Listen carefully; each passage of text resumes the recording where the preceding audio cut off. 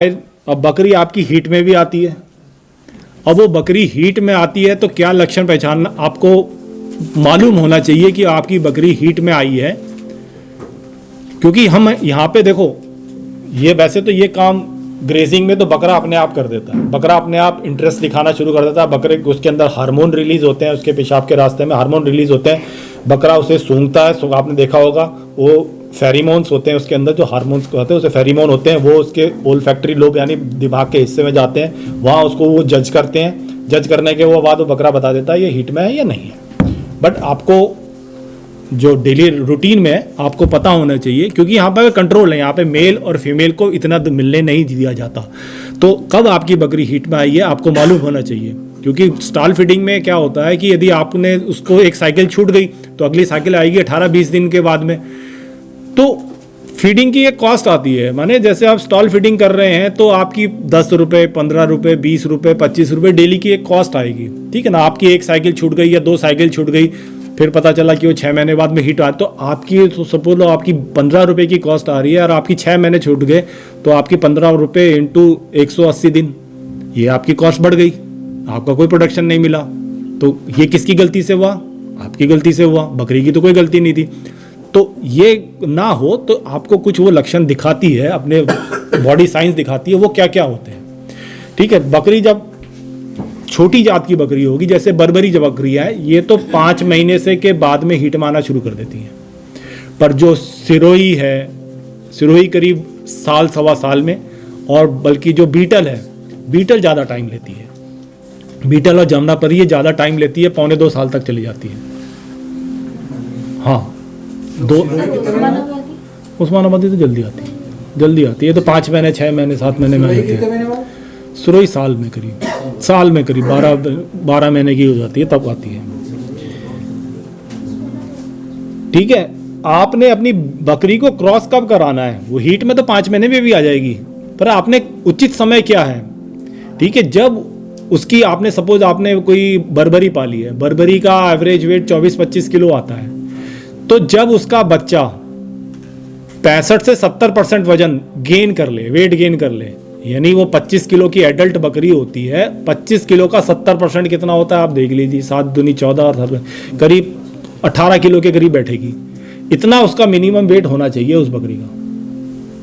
जिस पे फीडिंग कराएंगे, क्रॉस कराएंगे ना। यदि आपकी 50 किलो की बकरी है तो यानी 50 किलो की बकरी है तो 34-35 किलो उसका वजन होना चाहिए। वो एक आदर्श स्थिति मानी जाती है कि हमने उसको करा दिया, माने वो सही है, यानी कोई प्रॉब्लम नहीं होगी। तो सबसे पहले क्या होता है, जब वो बकरी हीट में आती है तो एक डिस्चार्ज सा निकलता है, सफ़ेद सा रंग का, पानी के रंग का लिक्विड निकलता है। ठीक है, पीछे से बकरी बहुत ज़्यादा पूंछ हिलाएगी, बार बार पेशाब करती है। ठीक है, और कई बकरियां चिल्लाती भी हैं। ठीक, तो यदि आपकी बकरी सुबह आई है हीट में तो आप शाम को क्रॉस कराइए, शाम को आई है तो सुबह क्रॉस कराइए। ठीक, क्योंकि वो जो अंडा है ना ओवरी से, उसे बाहर आने में, जहाँ वो फैलोपियन ट्यूब के रास्ते बीच में आता है, तो उसको कम से कम 12 घंटा लग जाता है आने के लिए। तो वो जो अंडा वहाँ पे उसका रहेगा, बच्चेदानी के अंदर रहेगा, मैंने बच्चेदानी के अंदर आने के लिए अंडाशय से बकरा निकलता है, वो अंडा निकलता है, अंडाशय से फिर एक ट्यूब होती है, फैलोपियन ट्यूब होती है, और फिर वो बच्चेदानी में आती है। तो इसमें आने में टाइम लगता है। ठीक है, अंडा बनते ही वो शुरू हो जाती है बकरी हीट में आना। ठीक, तो जो शुक्राणु की जो उम्र होती है वो करीब 12 से 24 घंटे होती है। तो बहुत पहले करा देंगे तो भी समस्या आती है, हो भी सकती है और नहीं भी हो सकती है। पर बेस्ट ये रहता है कि सुबह की आई है तो आप शाम को कराइए, शाम को आई है तो सुबह भी कराइए। ठीक, बकरी 2-3 दिन तक रहती है हीट में। सर कितने दिन में सर्कल आता है फिर दोबारा से? अभी नहीं हो पाया, कंटिन्यू मतलब 18 से 21 दिन के बाद में, और कई बकरियां 4-5वें दिन भी आ जाती है दोबारा। कितने बार तक तो सर्कल है? सर्कल कंटिन्यू चलता रहता है जब तक वो नहीं, बकरियों के बने ऐसा नहीं है कि वो लगातार ही चलते रहते, इनका सीजन आता है। ये सर्दियों में या गर्मियों में साल में 2 बार करीब सीजन आता है, 2 से 3 बार। ठीक है, टाल कितने सकते हैं सब है? 1 महीना, 2 महीने, 3 महीने, जैसे अपने को ठंड के समय नहीं लेना है, हाँ, है ना, तो 1 महीना 2 महीना नहीं, ठंड के समय नहीं लेना, ऐसा नहीं बोलना। वो बच्चे कब देगी आपको, वो चीज कैलकुलेट करना है। नहीं, वो समझ 5 महीने बाद। जैसा आ गया लक्षण और ठंड के समय ही उनको जैसा होने वाला है, हाँ तो उसको कितने बार अपन हाँ अवॉइड कर सकते हाँ हाँ, वो बच्चों वाले वो जो आप कह रहे हो ना कि अवॉइड करना है, हाँ, तो आप अपने, क्योंकि हर क्षेत्र में अलग अलग प्रकार के ठंड है, अलग अलग है। यदि आपने सीजन है सपोज है, तो आपके यहाँ पे यदि जनवरी फरवरी में ठंड ज़्यादा होती है तो आप उसको उस टाइम पे ना क्रॉस कराइए, उससे 150 दिन कैलकुलेट कर लीजिए आगे। क्रॉस कराने से 150 दिन बाद का आप सीजन कैलकुलेट कर लीजिए क्या होगा। तो उस है +-5 डेज। हाँ हाँ, 5 महीने कर लीजिए कैलकुलेट मोटा माटी। तो आप वो देख लीजिए कि उस टाइम पे क्या कौन सा सीजन होता है, बहुत ज़्यादा बरसात है या बहुत ज़्यादा वो ठंड है, वो आप देख लीजिए। सर क्रॉस करवाने के लिए वेट का कुछ रेशियो रहता है? जैसे अभी आप बोल रहे थे बोर और बारबरी नहीं हो सकता, तो बोर और बारबरी में, और वो 2 या 3 दिन के बाद में वो जो आपका लिक्विड ऐसा गाढ़ा सा द्रव निकलता है वो थोड़ा और ज़्यादा हो जाता है, वो पीले से रंग का हो जाता है। फिर 3 दिन के बाद में फिर बकरी शांत हो जाती है। ठीक है, यदि हो गई तो ठीक है, नहीं हुई तो फिर वो दोबारा आएगी। ठीक, उसके लिए क्या करते हैं हम, कई बार हमसे छूट माने ऐसा जब बहुत ज़्यादा मैनेजमेंट हो जाता है ना, तो 100-200 बकरियाँ आ जाती है, तो हम नहीं पता कर पाते हैं कि हमें नहीं दिखता है। तो उसके लिए क्या करते हैं, एक खस्सी बकरा कैस्ट्रेटेड मेल को जब हम अपनी बकरी निकालते हैं तो एक कैस्ट्रेटेड मेल को छोड़ देते हैं। ठीक है, कैस्ट्रेटेड मेल वो बकरा तो बकरा ही है, वो स्मेल करके बता देता है क्या है, बट वो कुछ नहीं करा। देन उसके बाद हमने उसे, जिसमें उसने इंटरेस्ट दिखाया तो हम उसे पकड़ लेते हैं, पकड़ के उसे बांध देते हैं। देन फिर जिससे हमने क्रॉस कराना है उससे हम क्रॉस करा देते हैं। तो एक बार सुबह एक बार शाम को हम एक टीजर बकरा के रूप में कहते हैं, वैसे होते हैं। यदि आपके पास में खस्सी नहीं है तो कोई बात नहीं, आप उसके नीचे कपड़ा बांध दीजिए, वो स्मेल करके बता देगा और आपकी प्रॉब्लम सॉल्व आउट हो जाएगी। ठीक है, तो सुबह वाले को आपने शाम को कराना है, शाम वाले को सुबह कराना है, आपको पता चल जाएगा कि कौन सी मेरी बकरी हिट पे है, कौन सी नहीं हिट में। कई बार क्या होता है कि आपकी बकरी आप पाले जा रहे हो पर वो हिट में ही नहीं आ रही है,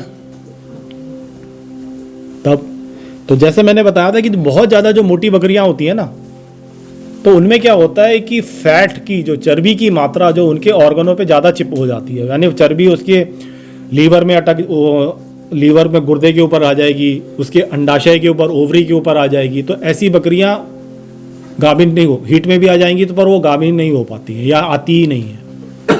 ठीक है, तो बहुत ज़्यादा मोटाना भी नहीं है अपनी बकरी को।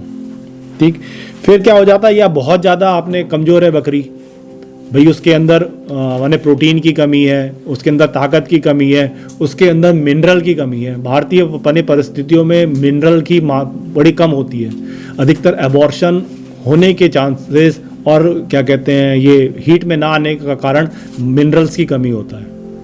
ठीक है, कुछ मिनरल्स एक मैक्रो मिनरल्स होते हैं, यानी जो कि शरीर में ज़्यादा मात्रा में चाहिए होते हैं, जैसे कैल्शियम हो गया, ठीक है ना, फास्फोरस हो गया, ये शरीर को ज़्यादा मात्रा में चाहिए होते हैं। कुछ मिनरल्स ऐसे होते हैं जो कि कम मात्रा में चाहिए होते हैं पर चाहिए होते हैं, जैसे कोबाल्ट आता है, सिलेनियम होते हैं, मैग्नीज होता है, ये कम मात्रा में चाहिए होते हैं पर चाहिए होते हैं। तो कभी कभी इनकी कमी से कारण भी आपकी बकरी हीट में नहीं आती है।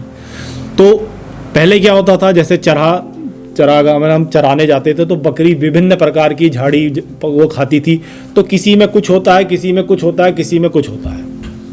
ठीक है, तो आपकी बकरी को जो है मिनरल्स की कमी इतनी नहीं होती थी। अब क्या होता है, अब स्टाल फीडिंग कर रहे हैं हम। स्टाल फीडिंग में आप एक ही किस्म का चारा खिलाओगे, ठीक है ना। यदि आपने सुपर नेपियर लगाया तो सुपर नेपियर खिलाओगे, बाजरा लगाया तो बाजरा खिलाओगे, बरसीन लगाई है तो बरसीन खिलाओगे। तो जो चीज़ बरसीन में होगी या जो चीज़ उसमें रिजका में होगी आप वही खिला पाओगे, बाकी चीज़ तो नहीं खिला पाओगे, तो कुछ तो कमी आएगी। फिर जंगल में तो विभिन्न प्रकार की मिट्टियाँ होती हैं, जो कमी आपकी मिट्टी के अंदर, यदि आपके अंदर मिट्टी में जिंक की कमी है तो जो उसमें फसल लगी होगी उसके अंदर भी जिंक की कमी होगी, तो आपकी बकरी के अंदर जिंक की भी कमी होगी। जब आपकी बकरी के अंदर जिंक की कमी होगी तो आपकी बकरी के बाल जो होंगे वो उतने चमकदार नहीं होंगे, उतने कमजोर, वैसे वो कमजोर, माने हर मिनरल के कारण कुछ ना कुछ होता है, तो वो चीज़ कमी होगी। तो इसलिए स्टाल फीडिंग में मल्टी मिनरल का एक रोल बढ़ जाता है। मार्केट में विभिन्न प्रकार के मल्टी मिनरल्स अच्छी कंपनी का आप ले लीजिए, 50 ग्राम से 10 ग्राम प्रति जानवर आपको देना पड़ता है। ठीक, पर डे रहता है, ठीक। कई बार क्या होता है कि पौष्टिकता की कमी, जैसे मना है मिनरल्स की कमी जो होती है उसके कारण भी हो जाता है। कई बार क्या होता है कि अंडाशय के ऊपर मस्सा आ जाता है, पॉलीसिस्टिक ओवरी कहते हैं, उसमें आपकी बकरी बार बार हीट में तो आती है, बट वो क्रॉस भी कराते हो फिर आ जाती है वो बार बार आती रहती है हीट में।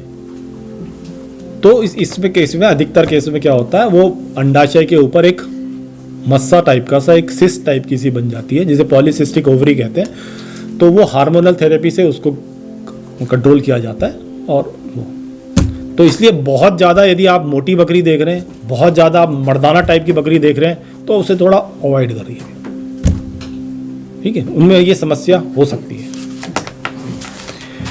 फिर आप बकरी ले आते तो बकरी को गाभिन कराने से पहले आपको कई चीज़ों का ध्यान रखना होता है, ठीक, क्योंकि कई चीज़ें ऐसी होती है कि हमने उसे गाभिन करा दिया तो फिर हम नहीं कर पाते हैं।